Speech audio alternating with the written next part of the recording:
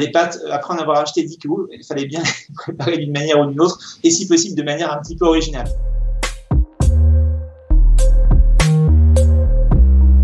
Sur 2020, Marmiton a connu une audience qui était en moyenne entre 15 et 20% au-dessus de l'année 2019, mais avec évidemment des pics au moment des confinements. C'est-à-dire qu'au mois d'avril, par exemple, il y a eu 24 millions de visiteurs uniques, là où en 2019, sur le même mois, on était à 17 millions de visiteurs uniques. La cuisine, c'est quelque chose de réconfortant et quelque chose qui occupe. Donc pendant le confinement, on a d'un seul coup non plus un repas à faire pour le soir, mais deux dans la journée. Donc ça permet de s'occuper. On va se réconforter à travers des recettes qui font plaisir, qui font du bien. C'est pas pour rien que les gens ont pris quelques kilos pendant le confinement. Je crois que c'est 2 en moyenne en 2 mois, donc c'est beaucoup. D'habitude, les gens se plaignent de ne pas manger assez varié parce que le soir, en général, en moyenne, on a entre 17 et 20 minutes pour faire un plat pour tout le monde.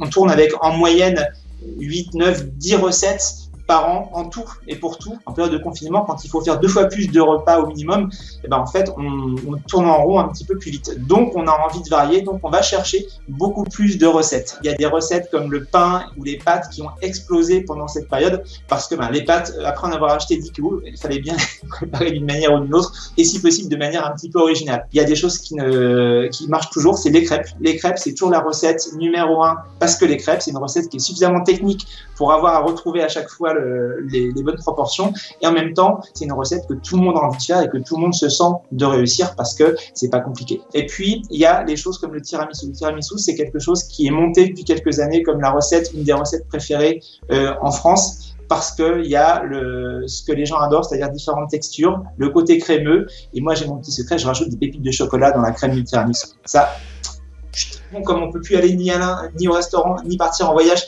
ça vaut le coup de s'essayer à des recettes exotiques. Si on aime la cuisine thaï ou la cuisine indienne, ça vaut le coup d'essayer. Ensuite, il y a ce qui est un petit peu plus technique en pâtisserie, des choses comme les choux à la crème. Les choux à la crème, la pâte à choux, c'est quelque chose d'un petit peu technique. La crème, c'est pas compliqué, mais ça prend un peu de temps, faut faire attention. Donc, ces recettes-là sont intéressantes et on est très, très satisfait quand on est arrivé à faire quelque chose d'un peu technique qu'on n'avait jamais réussi à faire avant. Le troisième, je pense que c'est les plats mijotés. Quand on est en télétravail, on n'a pas forcément du temps pour cuisiner, mais on a du temps pour surveiller la cuisine. Donc, c'est là qu'il faut se lancer dans des recettes mijotées, type la joue de bœuf ou le bœuf bourguignon, des choses comme ça. Et là, on a du temps, on est là pour surveiller. Donc, autant utiliser ce temps.